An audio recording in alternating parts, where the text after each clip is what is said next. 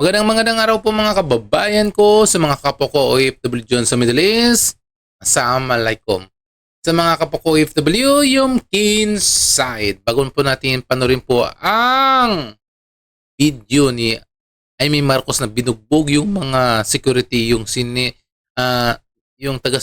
mo taga-sinit. Isa muna dyang subscribe at like sa akin channel. Grabe ang lupit, no? Binugbog nila yung yung mga tagabantay ng Senado, alam mo kung sino ang nagbugbog diyan? Yung mga MBI, kasi nga gusto nilang ulihin o kunin si Senator Bato de la Rosa sa Senado. Kaya wala nang patumpik-tumpik pa, ito na po yung litanya ni Amy Marcos sa Senado. Balita, ang NBI nag-take over na ng Senate at ngayon pilit silang pumapasok dyan sa Senator's Lounge, sa plenary, at nung hinarang ng security ng Senate, kasi may sariling pulis ang Senate, binugbog at sinaktan ang security ng Senate. Talagang hindi na angkop itong nangyayari. Kawawa naman yung security namin. Ay, naku. Ano ba naman? Ginagawa mo ng trabaho mo. Grabe naman siya. Sinuto ka talaga? Lahat na pwede yung... Sinuntok, dinaganan? Sinutok, dinaganan? Hindi ko. Eh, anong ginagawa mo? Di ba? Pinagbabawalan mo lang na pumasok doon. Hindi ma'am, sinasala ko na din ng palabas kasi advice ko sa akin yung huwag mo nang palabasin yung mga walang QR code. Siyempre. So, pinapalabas lang ko na yung mga empleyado po ng building po. Eh, bakit nila linakdown ang Senate? Parang nakakabahala ng mga kababayan ko, no? Kahit security ng Senado, binubugbog po ng mga taga-MBI or mga kapulisan, parang wala na silang yatang respeto sa konstitusyon or sa isang institusyon, lalong-lalo pa ang Senado ay hiwalay na institusyon. Ano bang nangyayari ngayon sa Pilipinas? Parang lahat na lang yata yung nangyayari sa Pilipinas ay kaguluhan. Parang hindi na nila tinutupad yung nakalagay sa batas. Tingnan nyo naman, kawawa naman to yung security ng Senado.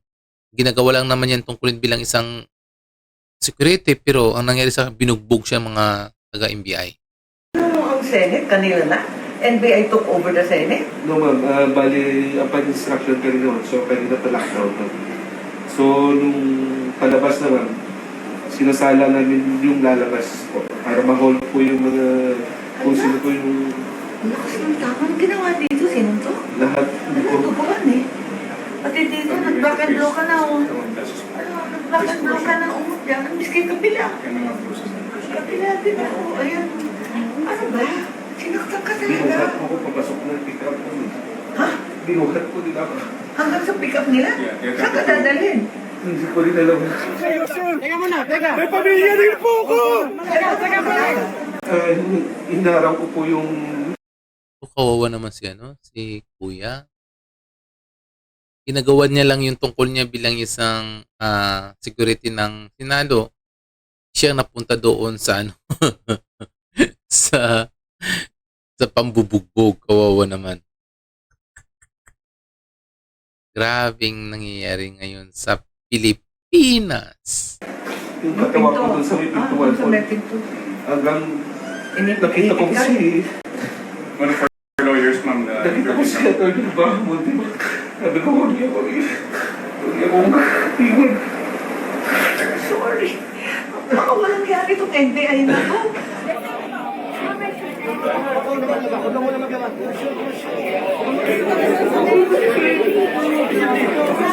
just to do the Because next we're taking down this testimony. Sorry, I got confused. Yeah, so, ikaw pa rin yung tuwan. So, na-ready naman mag-inform kayo namin. Just to do the Ano ko nung CCTV yung pusahan ko. Hindi, pero maliban doon, yung sakit mo, yung tama sa'yo, hindi naman tama yun na nakakaligtas sila na. Commotion na ko dun sa lobby ma'am. Tinula ko pa pabalibag po dun sa may roll after.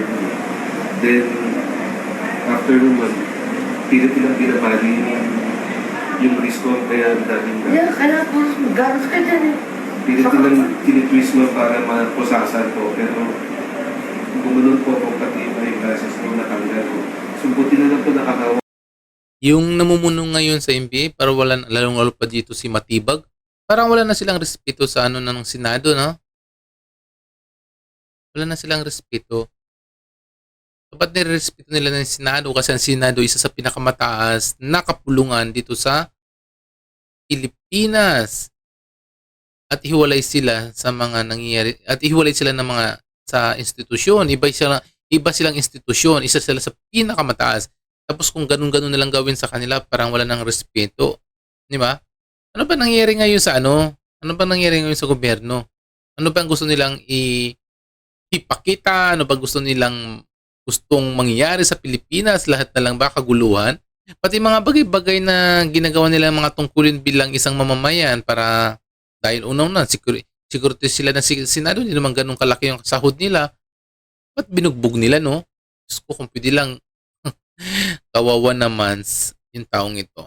Buti nga andyan si Senator Amy Marcos na ipagtanggol yung security ng Senado. Ako dun sa railings ko doon tayo sa may roll-up. Door ko na baka. Nung hindi ko nawalan na po ako ng balance po. Kumalo na po ako dun sa may hagdanan. Ng roll-up door po. May sakay ka sa road. Isakay po nila ako sa sasakyan. Inipit lang daw niya yung katawan niya sa pinto So, eh. ito po yung pintuan nung nakaganon na po yung kamay, yung paa ko sa swing yung may sara. Buti na lang nakatakas po ako kasi iba naman man magsalita yung driver ko eh.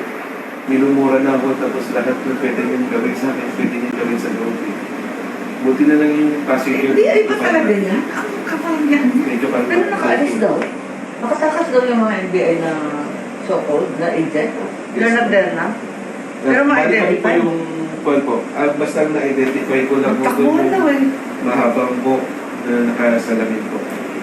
Agent na mahabang buhok? Eh, hindi ko alam kung agent siya. Agent ba talaga yun? Tapos, isa rin po yung medyo mataas po yung position na laging naka-gel po ito ba? Sino si Mel? Matibag? Eh kung naka-gel, si Mel Matibag may salamin? Hindi po. Yung Iba pa yun? bagsak po yung... May alta presyon ka ba? Meron po ako. Meron? So, chinek mo na?